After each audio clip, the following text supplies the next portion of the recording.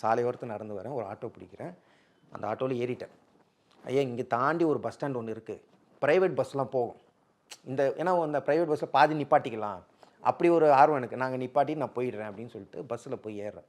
ஆட்டோவில் ஏறி அவர் எல்லாமே கூட்டிகிட்டு போயிட்டு அந்த ப்ரைவேட் பஸ் இருக்கும் பார்த்தீங்களா, அங்கே நிப்பாட்டியாச்சு.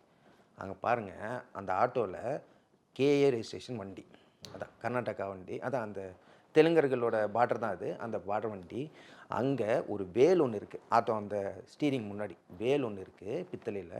அது பக்கத்தில் திருச்செந்தூரோட ஃபோட்டோ, முருகனோட ஃபோட்டோ. ரைட்டு முருகா எல்லாத்தையும் நீ தான், சரி ரைட்டு, இது நமக்கு அதிசயம் ஒன்றும் இல்லை, நம்ம எப்போயுமே கூட இருக்கிறனால இது ஒரு இன்ட்டு தான். சரி ரைட்டு முருகா அப்படின்னு சொல்லிட்டு அவருக்கு போய் நான் கேஷ் கொடுக்கறதுக்கு ரெடி எடுத்து சொல்கிறேன். இந்தாங்க ஐயா அப்படின்னு சொல்லிட்டு அவர் தமிழில் பேசுகிறாரு. அப்போது கொஞ்சம் சந்தோஷமாக இருந்தது. ஏன்னா அப்போ தலைவர் வச்சுருந்தா கண்டிப்பாக தமிழாக இருக்கும் அப்படின்னு நினச்சிருந்தேன்.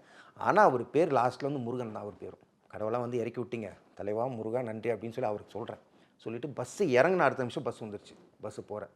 கரெக்டாக ஒரு 4:50க்கு இறங்கியாச்சு. வள்ளிமலை போகிறேன். வள்ளிமலை போகும்போது இங்கே வாசல்லேருந்து அங்கே போயிட்டுருக்கும்போது வள்ளி சுனை ஒன்று இருக்குது, அங்கேயும் வள்ளி சுனை ஒன்று இருக்குது. அது பார்த்தீங்கன்னா கிட்டத்தட்ட எத்தனையோ ஆண்டுகள், அது குறிப்பாக நமக்கு தெரியல. அது வந்து 3000 வருஷம் சொல்கிறாங்க, 2500 வருஷம் சொல்கிறாங்க. அதில் என்ன சொல்கிறாங்கன்னா, குறவர்கள் சமூகம் தான் நம்ம வள்ளி. அவங்க வந்து கடைசியாக முருகப்பெருமானை பார்த்த இடம் தான் இது.